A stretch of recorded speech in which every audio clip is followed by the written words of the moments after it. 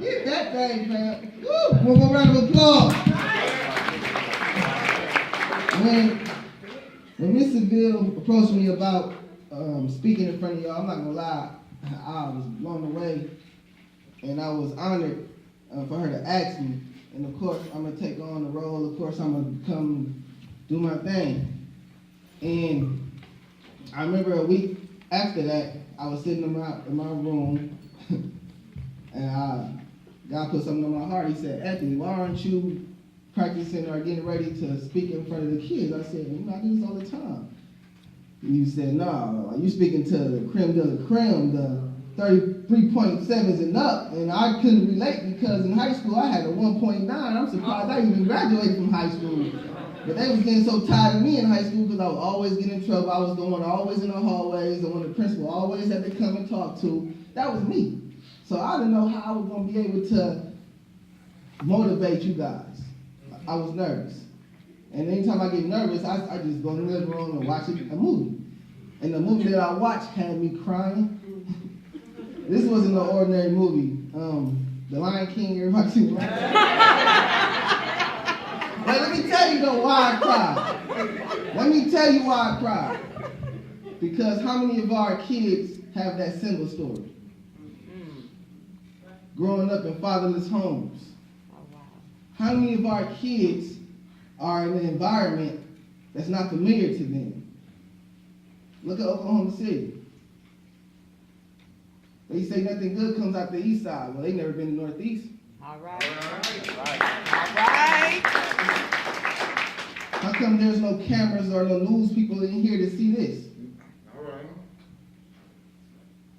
They don't understand that the youth will be the people who's going to change the world. All right. When Martin Luther King was marching, he didn't have any support from the community. So he had to ask the youth to march with him. And they did because they were fearless. Y'all have to be fearless. Y'all have to be courageous. Because all of you have dreams. All of you want to do something with your life. And the best thing about y'all, y'all got the mindset to do it. I didn't have the mindset to do it. I had to go through some trials and tribulations. So keep doing what you're doing. The word for y'all is continue. Continue doing what you're doing. Make us proud. Well, you already made us proud. Make yourselves proud. Go beyond the realm of thinking. Because we know y'all can think, obviously. Y'all wouldn't be in here if y'all didn't. Because y'all are a student with an intelligence that man cannot even put science together to even get us to know how y'all thinking. So please continue. Please. My name is Anthony Crawford once again. I'm from Los Angeles, California. And like I said, the educational system in California is not good. Point blank period. And when I was growing up, I grew up in a gang-infested environment.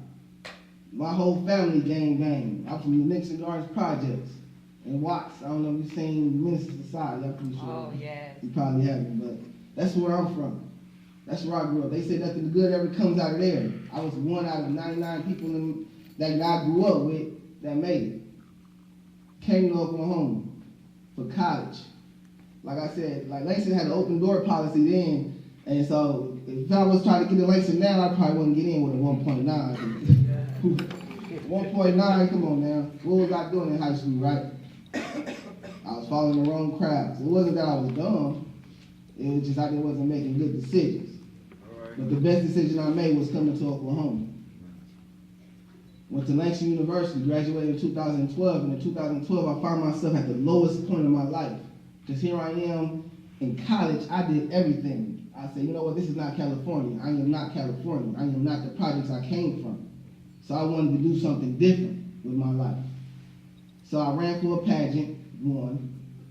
Pledged a fraternity, Phi Beta Sigma. I'm SCA activities coordinator, SCA vice president, and SCA president. And then here I am graduating with nothing because I didn't plan. I didn't have my intelligence, the same intelligence that you all possess, in order to have something waiting for me after I graduated. Because I thought I was a man. I thought I could just call forth things and things just happen for me. Nah.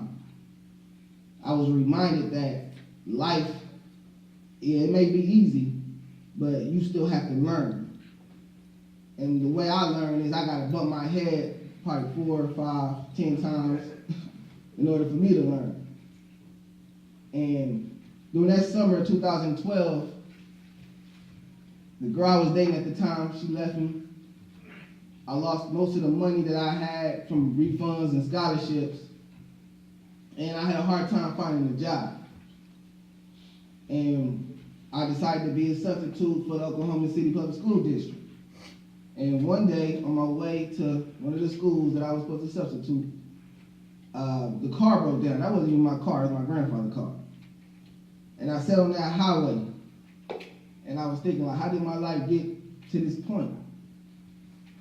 How did my life go downhill? So I sat in that car for at least an hour. Thought about killing myself. And the moment that I got out that car, because I was gonna let one of those big old trucks, on the highways hitting. The moment I got out the car, my auntie pulled up behind me. She said, "Well, you didn't call nobody, let you know your car broke down." And she did some things, made the car run, and we got the car to the next auto shop for them to just tell me that the car had died, the engine had died. But I didn't quit. I had to continue on with my life. So whatever challenges y'all going to face when y'all get to college or tomorrow or next year, just know that as long as you make that decision to continue, everything's going to work out. Because I made that decision to continue, I end up getting a job at the job I work at now, working with the youth. I get to inspire and motivate the youth. I decided to follow my dreams as a speaker. And since I decided to follow my dreams, I've almost been around the country, speaking to the kids, telling them about dreams, about purpose. And that's what you all have. Y'all all have a purpose. God gave y'all the right mindset for y'all purpose. We need y'all to go out there and be scientists. We need y'all to go out there and build buildings that's going to be geared towards the youth. Because y'all going to be the ones to change this. When I go to these schools on a daily basis, I be looking at the kids like, man, I can't wait to live in the world that they're going to create. Because y'all are fun. I'm a big kid sometimes. You see, I got the same haircuts the kids got. They call this the thigh haircut. I still don't understand the word thigh. Y'all better not. No. Just kidding. Oh, okay. You know, I always have to dress in shirt and tie because, you know, some of the teachers think I'm a kid. Like, hey, go to class. I'm 25 years old, man. But follow your dreams, whatever those dreams are. And before I leave, because I can be up here all day telling me all my stories, I'm going to leave y'all with a story and 2 steps in order to follow your dreams. And that just doesn't go for the kids, that goes for the adults as well, because some of us adults, we have put our dreams on the table. Now it's time to go get those dreams off that table. But when I first started working with the youth, I wanted to start a step team, because back in college, I used to step. And every time my kids would do a step show or whatever, I would, do something for them. So after the kids won this step show, this is 2 years ago, it was like, Crawford, you supposed to take us to go do something. I said, all right, let's go see a movie. At this time, I wasn't really into movies. And I said, what y'all movie I want to go see? He said, Insidious. I should have looked up the movie review, because Insidious, I thought it was going to be like a children's movie. They're kids. What movie they want to go see? So we, get the van, we go to the movies. I'm cheap, so I go to Tinseltown. I don't know, Harkins, I don't know, like that. So I take some to Tinseltown, and we get to the movie theater. I'm looking at the little picture, and the little, I'm like, all right, Insidious, okay, little doll, all right, maybe. We in a movie theater, I got my popcorn, the movie theater is packed, everybody in there seem like they're a little tense. I'm like, all right, what movie is this? So the previews had me jumping out my skin. I said, whoa, we're in a scary movie. I don't like scary movies at all. Like, I'm fearful of scary movies. So The whole movie, I'm in there like this, in there jumping, the kids laughing at me, everybody in the theater laughing at me because I tried to act like I had to use the restroom. I was in the restroom for like a cool 30 minutes. I came back, the movie still not over. I just went outside. And I remember taking my kids home, and one of the parents wanted to talk to me, so I'm trying to get the driver's seat of the van, and I felt something grab onto me. I said, whoa! Oh, kids, run! They said, Crawford, you got your seatbelt on. I said, I thought it was over. Alright, I